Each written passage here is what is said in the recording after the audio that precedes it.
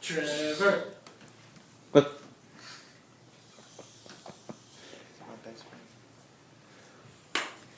Everyone knows the classic Oreo sandwich cookie.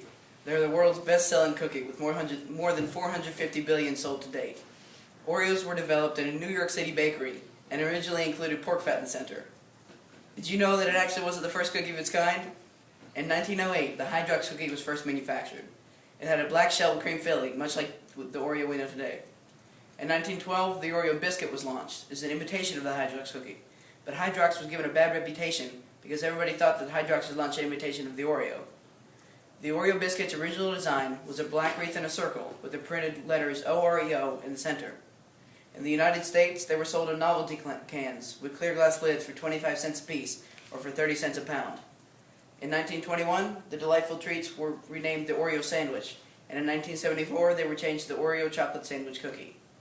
Today's Oreo design was developed by William A. Tarnier in 1952. He also added the Nabisco logo.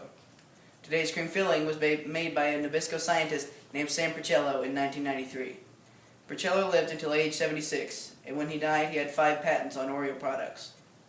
His son said that he was always coming home with new ideas for Oreos, and knew the right ingredients so well that he was automatically the go-to guy. Nobody contributed to the Oreo more than Porcello. Today's Oreo cookie-to-cream ratio is 71% to 29%. We've now seen the longevity of Oreos, and so we should look at why they're so popular. Oreo commercials have been entertaining and fun from the moment they started.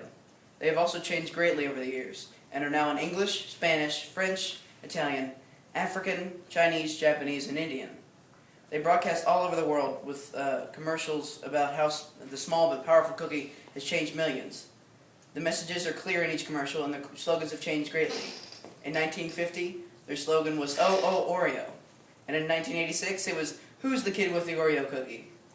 Now it's wonder-filled. These slogans have always worked, and have always influenced people to buy and eat Oreos. Right now, NBA great Shaquille O'Neal has partnered with Oreos to raise money for charity. All of the proceeds goes to the Boys and Girls Club of Newark. The auctioned item will be several packs of Oreos signed by the basketball star. The auction goes through June 20th of this year. Now, there are more than 100 different Oreo products, and they are very popular all around the world. With an outside that soaks up milk and never crumbles, and an inside that's sugary, sweet, and smooth, what is there not to love about them? Well, for one thing, they're the ingredients. The closer to the top left of the ingredients list the substance is, the more of that substance the product has in it. Oreo's #1 ingredient is sugar. In 3 cookies, there are 160 calories, 140 milligrams of sodium, 14 grams of sugar, and 7 grams of total fat. It takes 59 minutes to create 1 Oreo. To make an annual batch of Oreos, one needs 18 million pounds of cocoa and 47 million pounds of cream filling. If all the cream filling was used in a 1-year supply of Oreos were used to decorate wedding cakes, there would be enough to decorate all the wedding cakes made in the United States for the next 2 years. There was a recent scandal in the Oreo industry, where a high school math class found out by plugging in weights and mathematical formulas that double-stuffed Oreos did not contain twice the amount of cream filling as a regular Oreo, as boasted on the packaging, but actually 1.86 times as much. There was also a lawsuit against Kraft Foods because a California lawyer found out that there were trans fats in Oreos. Trans fats are very harmful, he says, and have been proven to lead to heart disease. He immediately dropped the lawsuit, however, when he found out that Kraft Foods has been working on this solution for years. We've learned about the history of Oreos, why they're so popular, and their content. It's up to you to decide if you will twist them apart, dunk them in milk, or just eat them in one bite like me. If this speech has you craving this tasty snack, be sure to head out to your local grocery or convenience store and pick up the flavor of your choice. Even though March 6th is National Oreo Day, it's always a good day for Oreos.